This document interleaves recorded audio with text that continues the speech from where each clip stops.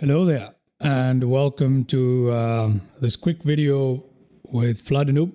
Today we're going to be taking a look at Air India Flight 171. The flight was carrying 242 people. That includes 230 passengers and 12 crew members.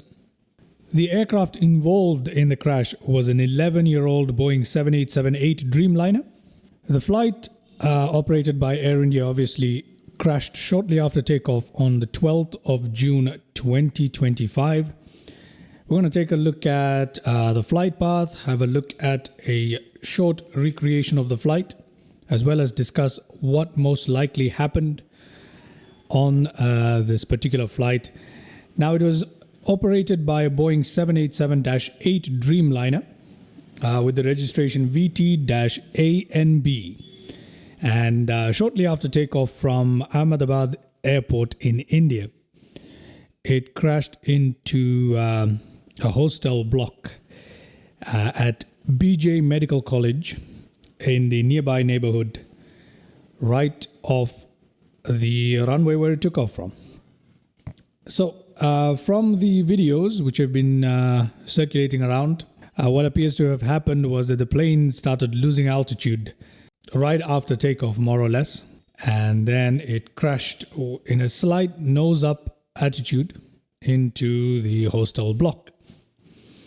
Now, this is the first ever fatal accident and hull loss involving a 787 Dreamliner, and it's India's second most deadly aircraft incident to date.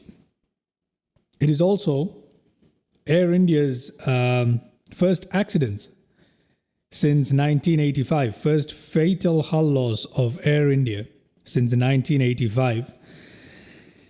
So yeah, it has raised a lot of concern and questions, and we still don't know what exactly happened, but we do have somewhat of good working theory at this point. So let's go ahead and take a look at that. We only have one survivor from the aircraft itself, and an additional 39 people on the ground, at least as of now, have also been killed in this tragic accident. So let's take a look at what might have caused this. Now, from the videos that have been circulating online, it's been established that the rat was deployed, or at least there's strong evidence that the rat was deployed. This would indicate either an electric failure, hydraulic failure, or a dual engine failure. Combine that with the ATC communication received from the cockpit shortly before crashing, indicating some sort of loss of thrust, plus the fact that the aircraft was sort of losing lift as we saw it in the video, just falling towards the ground. If we combine all three of these factors, it is fairly safe to say that the aircraft suffered a dual engine failure shortly after takeoff. Now, that is an extremely rare event, not something that happens often. And initial theories of like bird strikes and takeoff without flaps and all that have been largely dismissed. And to be quite frank with you, we don't have any more information than that. This is as solid as information as we have as of right now. That is the time of the shooting of this video. We do not really have any other solid information. So everything else out there is pretty much speculation at this point. So we know that the flaps were most likely in the correct position for takeoff. We know that it is most likely a dual engine failure. We know that most likely the rat was deployed. And this is pretty much all we know in terms of solid information regarding why the aircraft crashed. Now, as for the landing gear being down, did the pilots accidentally put up the flaps, for instance, instead of the gear? That is highly unlikely as well. And it is most likely due to the failures that the aircraft experienced that the gear didn't go up. Or the worst case, perhaps they didn't manage to put the gear up in all this chaos. They were trying to figure out what was going on the cockpit, because whatever happened very, very shortly after takeoff, probably before the gear up was called by the pilot. So it could be that. So yeah, the gear most likely did not contribute to the crash. It is unlikely it did. And that is where we stand in terms of the crash.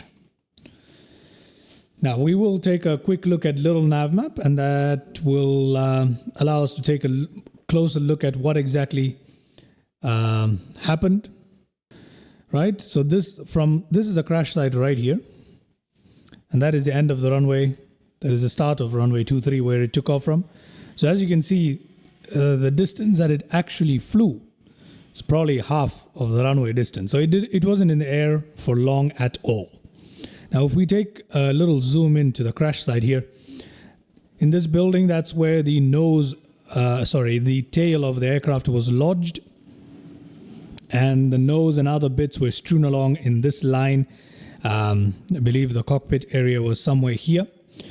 So that is the layout of the crash site. And so yeah, there is the BJ Medical College, and this is the hostel where the aircraft actually crashed into. So yeah, tragic here that it had to crash into a sort of a residential building, if you will. Plenty of people in the building at the time. So that is unfortunate.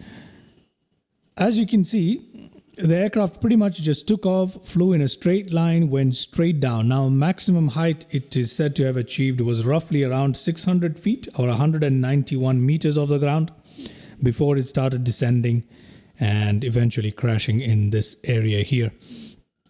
So there we go. That is pretty much it. It is a very, very short flight there. Now this view allows us to see it a little bit better. So there really isn't much else to it that we know at this point, but had an engine failure occurred right after takeoff around this area, there would be very, very little the pilots would be able to do. There wouldn't even be enough room to relight the engines. A no-win situation pretty much. There's very little the pilots could do. That is an overview of the flight with everything we know so far. Hope you enjoyed the video, and condolences to everybody affected by this tragedy. And if there are any other future updates, I shall be sure to bring them to you. But as of now, this is what we have in solid information. So yeah, thank you for watching, and I'll see you in the next video.